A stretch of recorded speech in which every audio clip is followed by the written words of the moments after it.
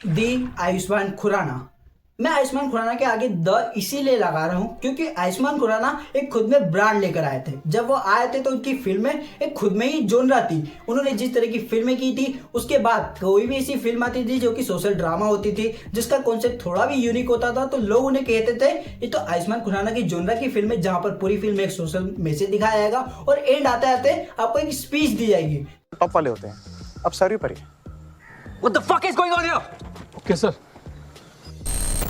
जिसी फॉर्मेट को फॉलो करते हुए अक्षय कुमार की कई मूवीज आई है, जिस फॉर्मेट को फॉलो करते हुए रणवीर सिंह ने भी एक मूवी ट्राई की थी, जिसी फॉर्मेट को फॉलो करते हुए राजकुमार राव ने भी कई सारी फिल्में की है। तो ये जो सोशल ड्रामा वाला कॉन्सेप्ट था, आयुष्मान खुराना ने मेन स्ट्रीम तो कर दिया था हिंदी फिल्मों के अंदर, लेकिन मेन स्ट्रीम करने के बाद एक पॉइंट ऐसा आया जहां पर आयुष्मान खुराना का करियर पीक पर था। उनकी 22 से 25 दिन के गैप में आने वाली फिल्में 100 करोड़ का बिजनेस कर रही थी। अंदाज़न बधाई हो जैसी फिल्में बहुत ही कम टाइम पीरियड के अंदर उनको एक मेन स्ट्रीम सक्सेस तो दिला देती है। लेकिन हर एक्टर के अब की तरह हर एक्टर का डाउन भी आता है, और जो अपन लॉकडाउन के बाद अक्षय कुमार के बाद सबसे बड़ा डाउनफॉल किसी ने देखा है तो वो थे रणवीर सिंह। लेकिन उससे बड़ा डाउनफॉल किसी ने देखा है तो वो थे यहाँ पर हमारे आयुष्मान खुराना जी, क्योंकि आयुष्मान खुराना कभी भी गंदी फिल्में नहीं करते। उनकी एक क्या है दुक्का फिल्में ऐसी आती जो कि अच्छी नहीं होती, लेकिन फिर भी ओवरऑल अगर उनकी फिल्मोग्राफी को देखा जाए तो हर दूसरी से तीसरी फिल्म के अंदर उनका कंटेंट, उनकी स्टोरी, उनका प्रेजेंटेशन अलग ही होता है। फिर भी वो सक्सेस क्यों नहीं कर रहे? लोग कहते हैं कि आप कुछ अलग करोगे तो आपकी फिल्मों को सक्सेस मिलेगी। लोग कहते हैं कि आपकी फिल्मों के अंदर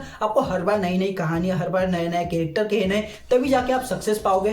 तो यहाँ पर आयुष्मान खुराना तो सब सही कर रहे हैं। कभी गे बन जाएंगे, कभी यहाँ पर उनको इरेक्टाइल डिसफंक्शन हो जाएगा, कभी यहाँ पर उनको कोई और समस्या हो जाएगी, कभी बाल कम हो जाएंगे, कभी कुछ होगा कभी कुछ होगा, कभी अंधे होकर एक्टिंग करेंगे, कभी अंधे होने की एक्टिंग करेंगे। फिर फिल्में क्यों नहीं चल रही है? उनकी स्टोरीज नहीं है, उनके कैरेक्टर्स नए हैं, वो स्लैपस्टिक कॉमेडी कर रहे हैं, वो एक्शन मूवी कर रहे हैं, फिर भी कुछ नहीं चल रहा है। उनके जोनर्स बदल रहे, कहानियां बदल रही है, कैरेक्टर्स बदल रहे, क्यों नहीं फिल्में चल रही है? ये तो अक्षय कुमार वाला प्रॉब्लम भी नहीं है कि हर दूसरे महीने में फिल्म आ रही है, उनकी तो सालों में फिल्में आ रही है फिर भी नहीं चल रही है। समझ में नहीं। Control control Uday. The reason, जब यहाँ पर कहा जाता है कि आपकी लाइफ में बहुत ही लो मोमेंट है तो आपको बेसिक पर जाना चाहिए। बेसिक चीजें कि आपको खुशियां देती है, तो उसी तरह से मुझे लगता है कि जब किसी एक्टर के करियर में बहुत सारी चीजें गलत तरह से वर्क कर रही हो तो आप बेसिक पर चले जाइए कि आपके लिए क्या चीजें वर्क की थी, किस कारण आपको एक सक्सेस मिली थी। तो मुझे लगता है कि आयुष्मान खुराना को थोड़ा सा उसे चेंज करना चाहिए, क्योंकि आयुष्मान खुराना हमेशा से यूनिक स्क्रिप्ट करता है। हर फिल्मों में उनका एक डिफरेंट टॉपिक होता है, डिफरेंट सब्जेक्ट होता है, लेकिन मुझे लगता है कि आयुष्मान खुराना एक ऐसे नॉर्मल एक्टर है जिनको नॉर्मल स्क्रिप्ट अब करनी चाहिए। क्योंकि हम यहाँ पर उम्मीद यही लगाते हैं कि आयुष्मान खुराना जब मूवी लाएंगे तो विचित्र मूवी आएगी, वियर्ड मूवी आएगी, डिफरेंट टॉपिक होगा। क्यों भाई? अब हमें आयुष्मान खुराना से ये एक्सपेक्टेशन बंद कर देनी चाहिए, क्योंकि उनकी उस मूवी का टॉपिक आज के टाइम में पुराना हो चुका है। टॉपिक कितना ही रेलेवेंट हो, आज के टाइम में उसके ऊपर मूवी बनाना और सक्सेस कराना बहुत ही क्रिटिकल हो चुका है। आज के टाइम में टेबू सब्जेक्ट के ऊपर फिल्में लोग देखना जरूर चाहते हैं, लेकिन थिएटर में जाकर नहीं, ओटीटी पर, घर पर, क्योंकि लोगों को ज्ञान घर पे अच्छा लगता है, थिएटर में नहीं।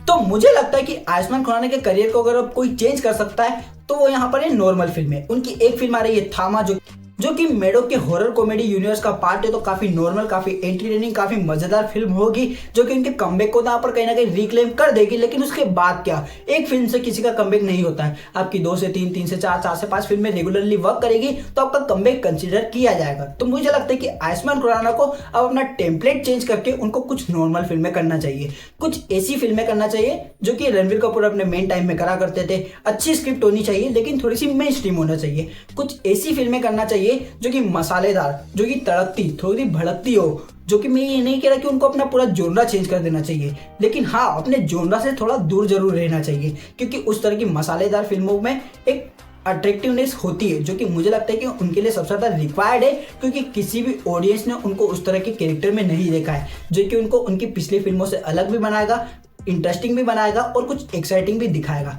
तो मेरा ये ओपिनियन आपको कैसा लगा मुझे कमेंट में जरूर बताइएगा। हाँ, इससे ये हो सकता है कि आप कहोगे कि आप आयुष्मान खुराना को भी वही कह रहे हो जो कि अदर एक्टर्स कर रहे हैं, लेकिन नहीं भाई, राजकुमार राव को आप देखिए, राजकुमार राव भी उस तरह की फिल्में करते, लेकिन बीच बीच में स्त्री 2 जैसी फिल्में, श्रीकांत फिल्म भी करते, mister and Mrs Mahi film भी करते, जो कि मेन स्ट्रीम भी है, आर्ट हाउस फिल्में भी है। तो सारी चीज़ों को बैलेंस करना आना चाहिए, जो कि मुझे लगता है कि आयुष्मान खुराना ने कभी भी बैलेंस नहीं किया। या तो वो बहुत ही यहाँ पर आर्ट फिल्में करते या बहुत ही कह सकते हो कि मसाला फिल्में करने की ट्राई करते, जो कि ड्रीम गर्ल की सीरीज थी। लेकिन ड्रीम गर्ल के बाद उनकी कोई भी मेन स्ट्रीम फिल्म नहीं आई है, जो मुझे लगता है कि थामा होगी। लेकिन थामा के बाद आगे और भी इसी तरह की मेन स्ट्रीम फिल्मों का मुझे इंतजार है आयुष्मान खुराना से।